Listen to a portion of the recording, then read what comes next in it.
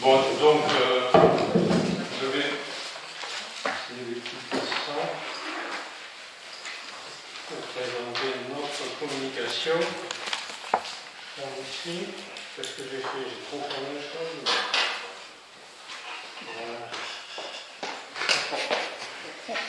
Alors, pourquoi je dépense c'est dans les télé. Il y a Claude nous rapporte. C'est ça, où ils ont ça.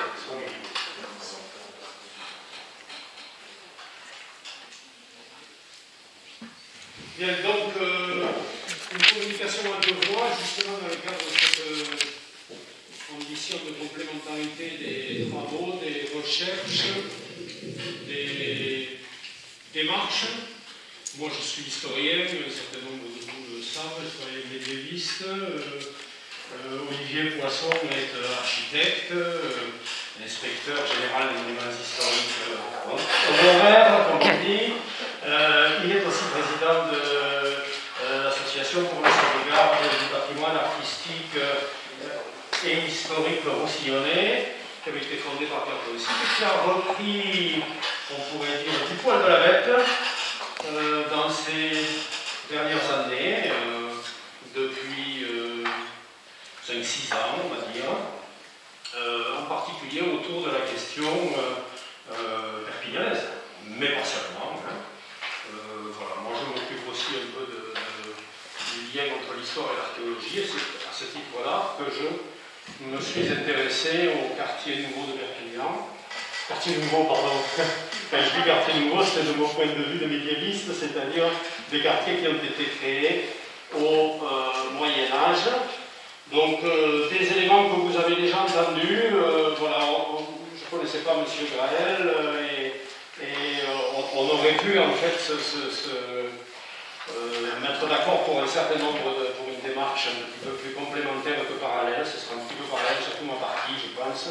Donc je vais aller très vite pour simplement vous dire que bien cette illustration, nous en sommes très heureux parce qu'en fait, elle pourrait vraiment rassembler les éléments qui sont ceux que nous voulons présenter pendant notre petite communication. Une définition et perception contrastée conflictuelle du quartier Saint-Jacques, définition contrastée aussi au cours du temps, perception contrastée au cours du temps aussi, et le problème qui est posé, celui de la mise en valeur ou de la destruction.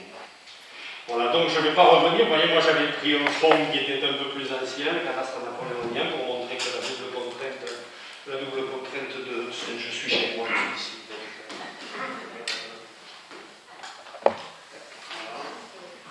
La double contrainte, si vous voulez, de la lumière.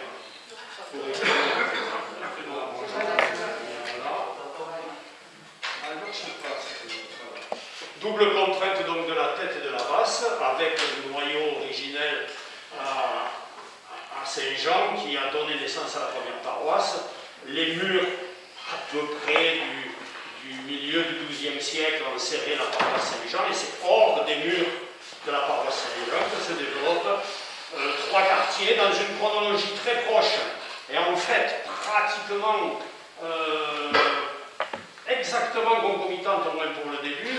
1241 pour Saint-Mathieu, 1242 pour Saint-Jacques, une fondation de ce qu'on appelle à ce moment-là une ville neuve, mais qui doit rester connectée à la ville d'après les textes, par les Templiers ici, une fondation ici, progressivement, d'abord certainement ici, puis une extension vers la place du Puig.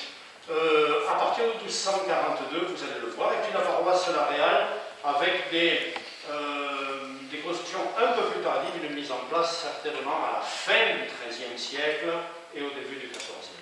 Voilà pour la chronologie du développement de la paroisse Saint-Jacques, de ce quartier, qui a une définition religieuse. À partir de 1300, les trois nouveaux quartiers reçoivent leur titre de paroisse, ce sont des paroisses exclusivement urbaines. Tout le tour de Perpignan, en fait, c'est la paroisse Saint-Jean. L'extérieur des remparts majorquins qui vont envelopper les nouveaux quartiers reste de la paroisse Saint-Jean. On peut avoir une vigne à la paroisse Saint-Jean qui qui est complètement au sud de la ville de Perpignan, etc.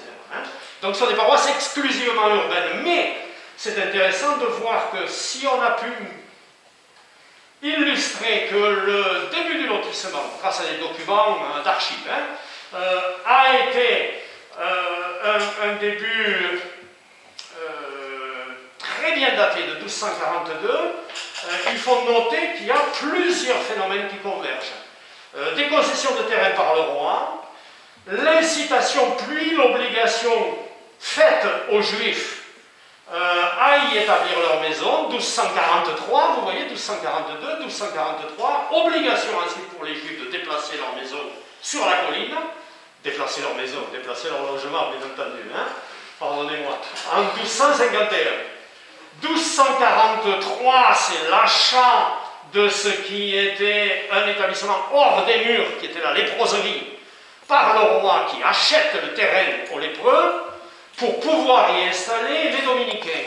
Et les lépreux sont à ce moment-là rejetés plus loin encore, à peu près au niveau de la colonne du monument de 1870, si vous voulez, en haut du Tour de la Suisse, au bout de l'avenue Anatole France.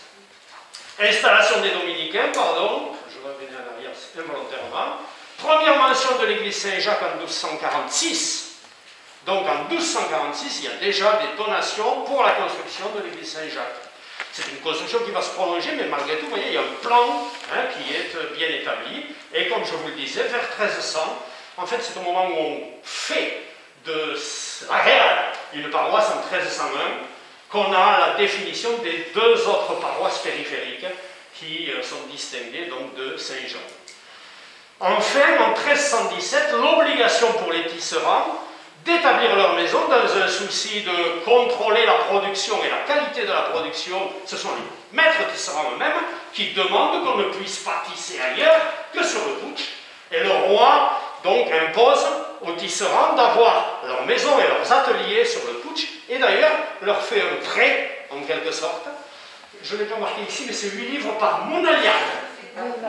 Donc ça c'est très intéressant, puisque c'est l'unité de bâti qu'on trouvait toujours dans les documents, qu'on a très nombreux pour Saint-Matthieu, mais qu'on ne trouvait pas à Saint-Jacques, et on voit qu'en fait on a la même unité de bâti, c'est-à-dire le mounaï, la poutre de 2 cannes et demi, c'est-à-dire de 5 mètres de long, qui sert d'unité de mesure pour et de module, en quelque sorte, pour la construction. Et donc vous avez cet établissement très modulaire, et là je ne vais pas revenir sur ce qu'a dit M. Grel, qui est exact à 2 remarques près.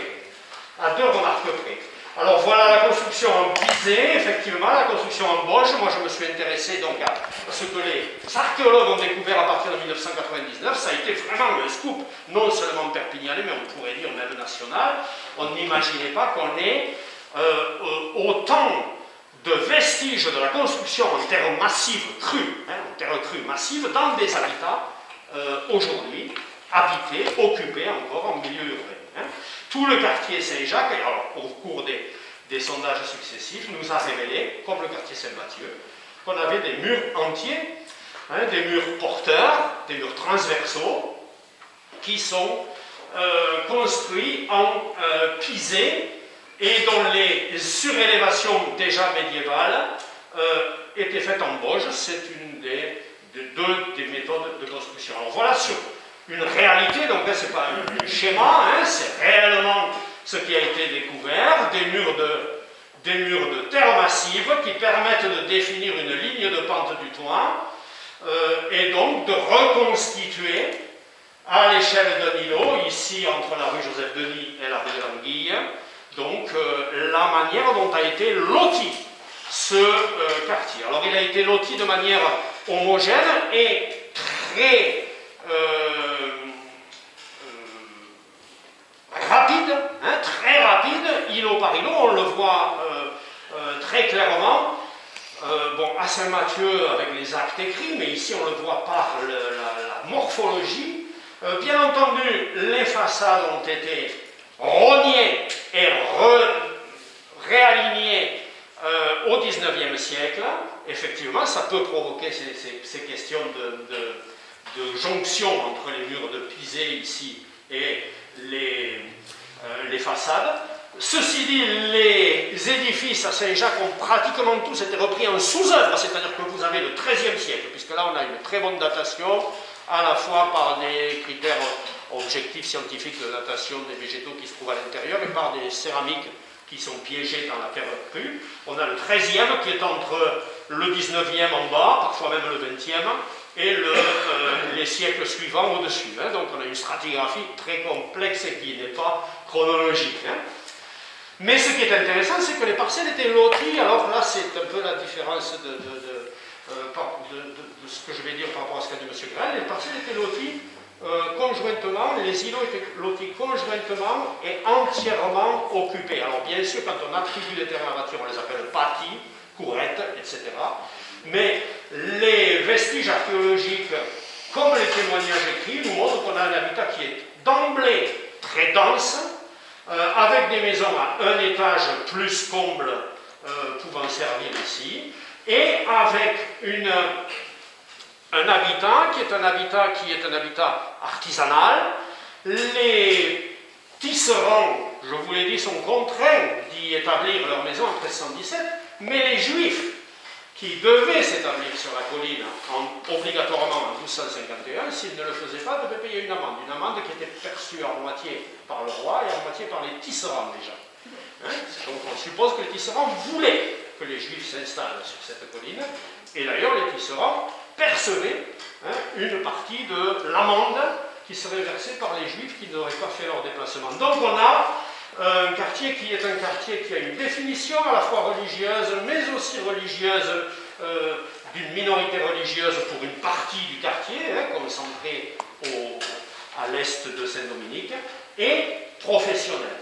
Et puis aussi, donc, une photo de la rue de l'Anguille qu'on a vue tout à l'heure. Elle est faite par une de nos amis géographes, Aurélie Delage.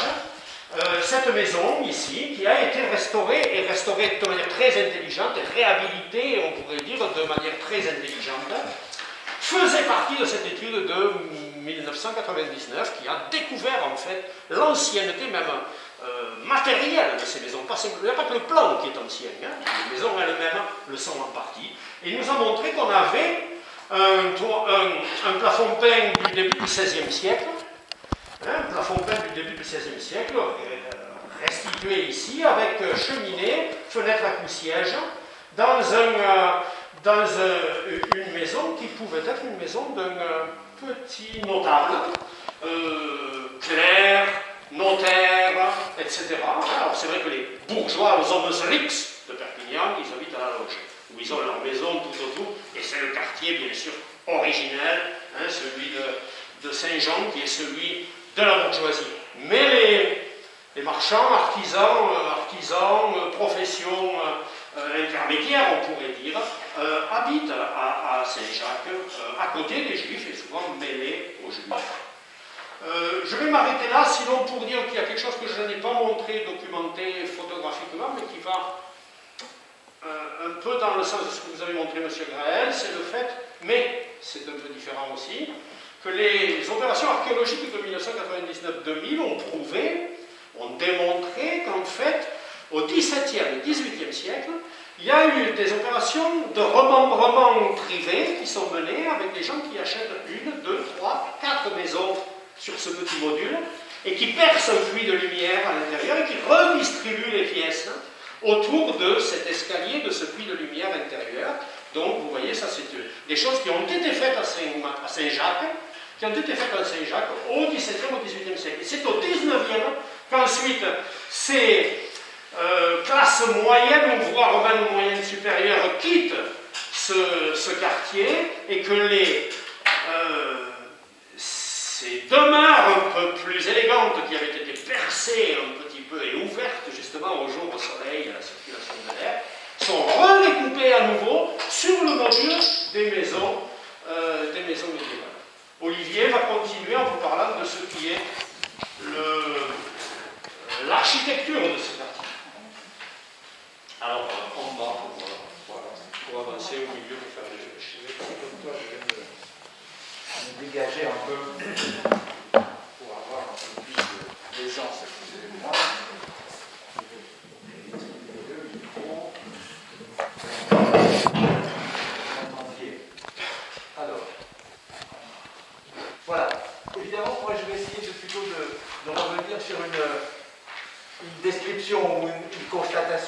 chose d'assez morphologique, et après je parlerai un tout petit peu des lectures et des représentations, parce que si j'ai un peu compris, c'était quand même le sujet de ce colloque.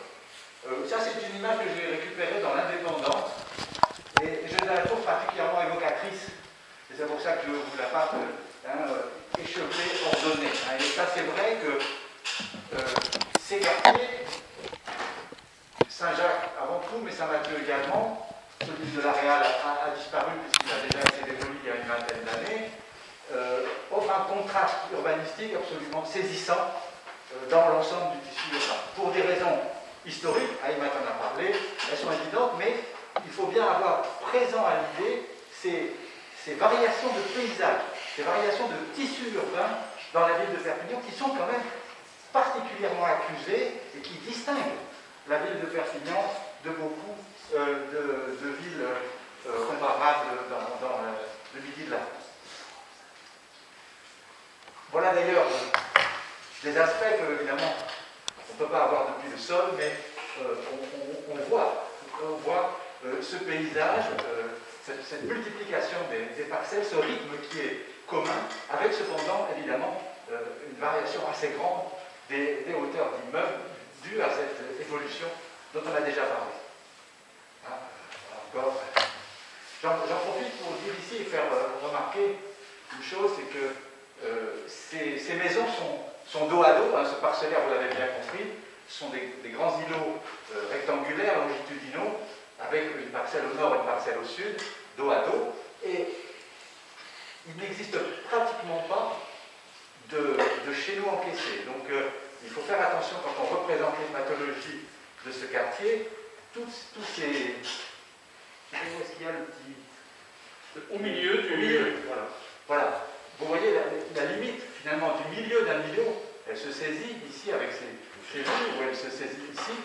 C'est-à-dire une maison nord, une maison sud, mais évidemment, ils n'ont pas commis l'erreur de faire tomber un toit sur le mitoyen central. C'est évidemment un piège absolu, et ça n'existe pas. Et vous savez peut-être marginalement, une fois ou l'autre, mais ça n'existe pas. Et je regrette parce que c'est aussi une question de représentation.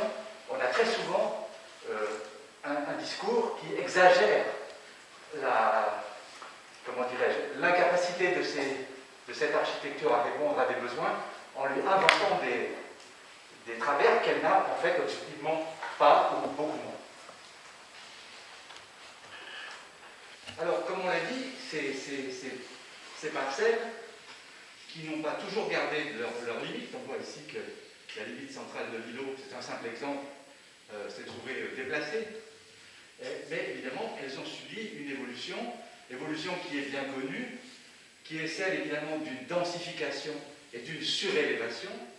On est loin de l'image du XIIIe siècle avec un R+1 en bois. Je crois qu'il n'existe plus dans tout le tissu urbain du Perpignan qu'une seule maison qui répondrait à peu près à cette typologie, et encore, elle ne doit pas être du XIIIe siècle, qui se trouve au coin de la rue Grande-la-Réal et de la rue du Petit-Saint-Christophe. Vous pourrez la regarder, c'est facile, mais ça nous donne une évocation du paysage de ce qu'étaient ces quartiers, et évidemment, aujourd'hui, n'a plus rien à voir avec ceux qui sont, à cause justement de cette densification.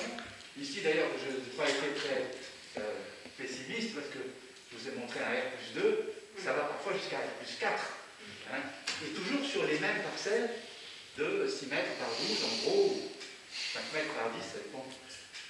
Et donc, évidemment, on a ce vocabulaire urbain, ce paysage urbain qui s'est construit dans cette densification. La densification, elle s'explique en partie par la persistance, évidemment, de l'enceinte militaire de Perpignan, et surtout sa résilience, comme on dirait aujourd'hui, à la fin du XIXe siècle. Vous pensez que les servitudes militaires s'appliquent de plein droit à Perpignan jusqu'au début du XXe siècle. L'armée entend déclasser la situation militaire de Perpignan en 1897. Et les remparts seront finalement cédés à la ville en 1906. Donc on a évidemment une contrainte réglementaire extrêmement forte. D'ailleurs, les historiens du XIXe siècle savent bien que le quartier de la Gare a été le lieu de conflits incessants, il s'est construit en partie illégalement, etc., etc. Et donc, évidemment, à l'intérieur, le développement de Perpignan, qui au XIXe siècle est indéniable, se fait par une densification et par une surélévation.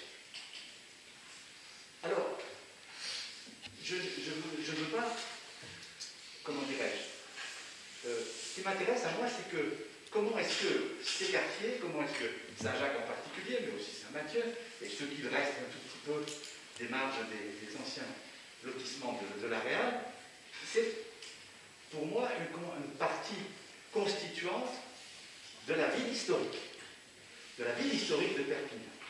Celle qu'on désigne, celle qui a été reconnue et proposée par la ville de Perpignan comme ce qu'on appelait à l'époque secteur sauvegardé.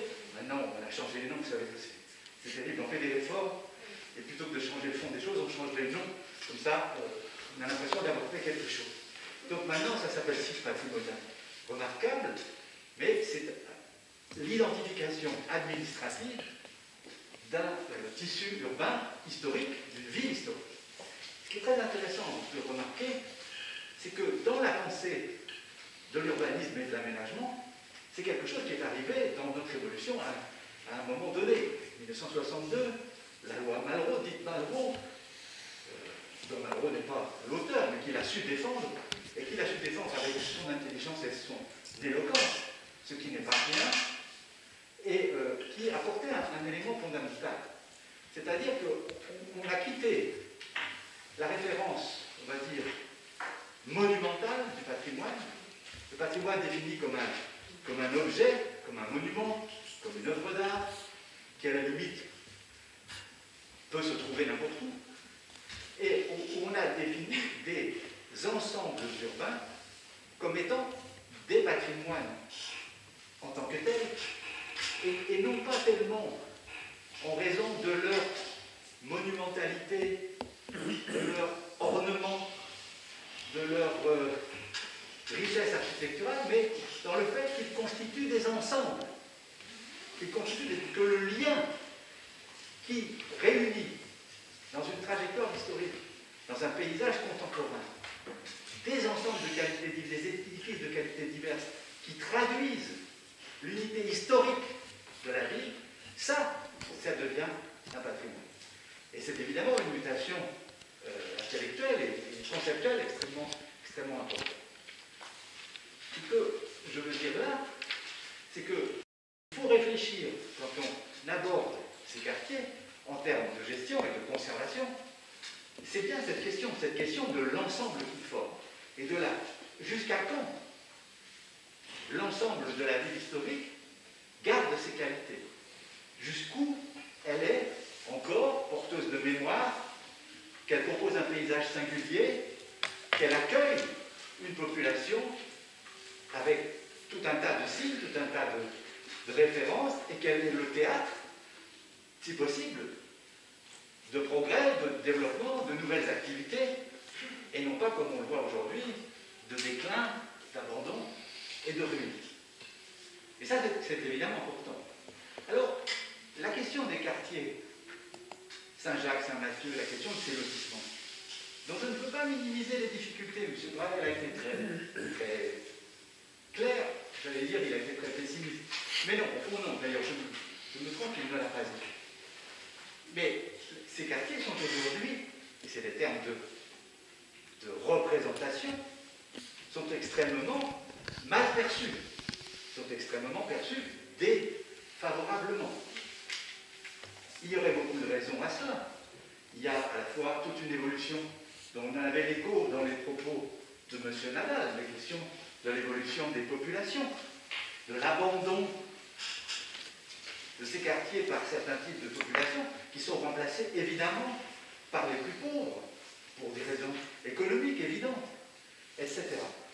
Il y a aussi des questions de gestion. Enfin, je ne peux pas quand même, puisque M. Graël a montré ces photos de la maison du bout de la rue des Farines qui s'est effondrée. Cette maison s'est effondrée il y a 12 ans.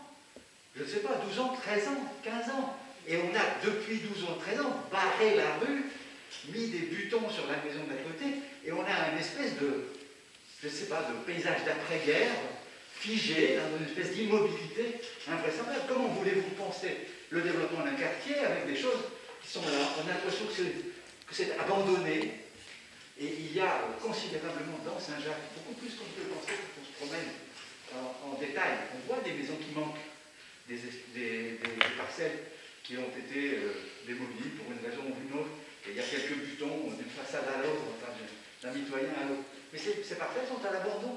On a un quartier qui... On a l'impression qu'on attend la démolition. On est dans un processus de dégradation. Or, moi, ce que je retiens, alors je vais vous montrer quelques petits détails. Je pense qu'effectivement, on ne peut pas s'en tenir à une vision de la ville monumentale, etc. On a dans ces quartiers des choses effectivement simples, mais qui sont tout aussi significatives, tout aussi parlantes, tout aussi porteuses de mémoire d'une ville et d'une population que s'il s'agissait d'ouvrages d'art ou d'ornement, que ce soit les bornes de chasse-roue, que ce soit les impostes grillagés. Vous savez, à Perpignan, il y a un truc assez... Donc, que ce soit toute la variation des bords de toit, on pourrait faire une chronologie, je vous la fais en gros, 18e, début 19e, on a gardé les chéneaux en tortugade, c'est-à-dire en circuit vernissé, puis après arrivent les produits industriels, Castelnaudary et autres, de corniches en céramique, et puis après viendront au XXe siècle les forgets, les toits débordants sur chevaux. Mais peu importe, on a toute cette grammaire, vous voyez, il y a même, celui-là, il faut bien le chercher. Mais vous voyez ce détail amusant, c'est que les chéneaux en tortugade ont évidemment une gargouille. Quand il pleuvait, il ne fallait pas sortir. Hein. Sincèrement, ça devait être assez extraordinaire quand il y avait des orages. Et alors on voit qu'on est allé parfois récupérer ces gargouilles par un col de cygne en zinc, évidemment. Alors on peut penser ça dérisoire. Mais enfin, qu'est-ce que c'est que la ville? Qu'est-ce que c'est que le paysage urbain? Qu'est-ce que c'est que la trajectoire historique? Qu'est-ce que c'est que l'évolution d'un cadre de vie? Chose aussi importante. Perpignan, on est au Roussillon, dans un pays marqué par l'industrie du fer. Et je voudrais attirer l'attention, parce que, je m'excuse, mais dans les documents du nouveau secteur sauvegardé, il n'y en avait aucune mention. C'est la présence des ouvrages de serrurerie. Il y a une richesse de la serrurerie à Perpignan extraordinaire, avec une habitude qui ne se rencontre pas dans d'autres villes. Cherchez, regardez. C'est de mettre les initiales des propriétaires dans ces grilles d'imposte qui servent à la ventilation des immeubles, puisqu'en général c'est toujours ouvert. Et vous voyez, là on est même, si je me souviens bien, c'est rue Youssia, donc on ne peut pas dire qu'on n'est pas à Saint-Jacques, hein, et voilà. Et ces choses-là, tout ça, c'est la chair de la vie, et c'est ce qui font. Alors, voilà, on a ce paysage, au fond, M. Graël nous a montré des images semblables. Alors on peut penser que ce paysage, qui au fond, c'est un paysage villageois, hein, et c'est intéressant, on a entendu votre colloque se poser comme l'image des quartiers. Il faudrait savoir, et quand on se réfère et on s'y référera tout cet après-midi, peut-être à Voltaire, quartier, village. Un village est-il un quartier?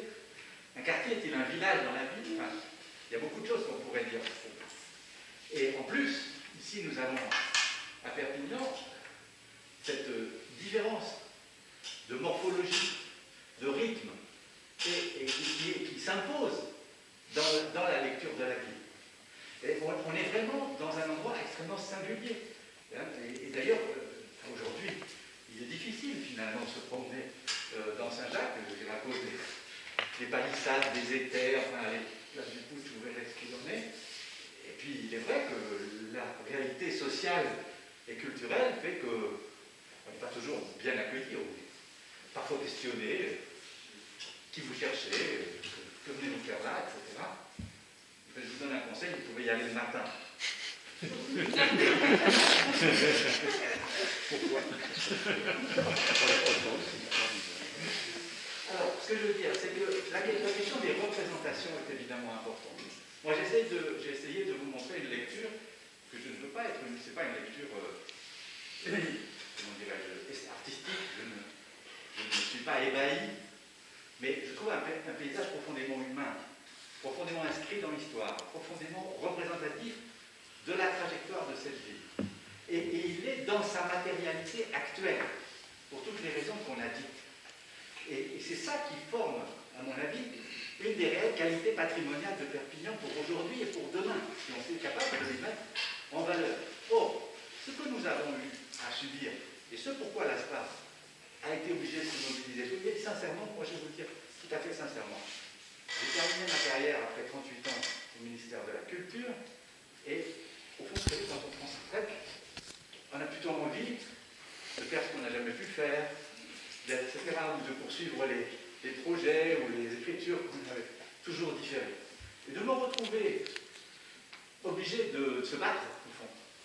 Hein, parce que le signal, ça a été la démolition invraisemblable du presbytère de la cathédrale à Noël 2014. De se battre, ce n'est pas une position confortable, ce n'est pas une position agréable. Et pourtant, le jeu en vaut la chandelle. Et la question de la représentation et de par rapport à quelle représentation sous-tend les actions que l'on met en œuvre pour ces quartiers. Des fois, c'est ça la question. Or, moi, je suis étonné. On a parlé du PSMP, donc l'outil réglementaire qui permet de gérer la ville historique en tant que telle, normalement. Or, on a un PSMP approuvé en 2007 qui est mis en révision en 2014. C'est extrêmement étrange. C'est extrêmement étrange. Les PSMP de France et de Navarre sont révisés au bout de 25 ans, de 30 ans, quand ils ont donné tout ce qu'ils pouvaient donner, etc. Les motivations exprimées, je n'invente rien, dans l'arrêté préfectoral de mise en révision, sont au fond de dire ce cadre est trop contraignant, il nous empêche de démolir, donc il faut le réviser. Et on a passé commande d'un nouveau PSMG qui a déclassé 131 parcelles dans Saint-Jacques dans le but exclusif d'en permettre la démolition. Et donc, moi je veux bien que les outils soient ce qu'ils sont, les chargés d'études font leur travail, etc., etc. Mais quand on regarde le résultat final, quelle est la représentation que l'on a de ces quartiers qui sous-tend l'action à venir? Si on a dépensé 4 ans d'études, un budget conséquent, pour arriver à déclasser le quartier Saint-Jacques, c'est certainement pas pour en promouvoir la réhabilitation. Et c'est ce contre quoi l'association que je préside, à mon corps défendant, c'est ce pourquoi on se bat à la cause. Je suis convaincu, quant à moi, que cette ville a un potentiel. Elle a des problèmes énormes. Énormes. Je veux pas que la situation est difficile. Les populations sont ce qu'elles sont, leurs revenus, leur niveau économique et social, leurs projets propres aussi. Il ne faut pas non plus les négliger. Et la communauté gitane a un projet de vie qui est le sien, qui peut nous choquer d'une certaine façon. Tout ça, c'est très difficile. On a un bâti qui, faute d'entretien, je rejoins tout à fait M. Grail là-dessus, est en péril parfois. Enfin, encore faudrait-il être capable de réagir avec les bons procédés au bon moment. Et de ne pas attendre pendant 10 ans, pendant 15 ans, que la parcelle effondrée rende irréversible le destin des maisons voisines, etc., etc. Je suis convaincu qu'il y a des valeurs à défendre et que ces valeurs ont un avenir. Encore faut-il avoir de ces quartiers une vision qui soit à la fois enracinée dans l'histoire, comment ne pas le faire, il s'agit de la ville historique, et en même temps qui soit pleine d'empathie, pleine de désir. Voilà. Merci.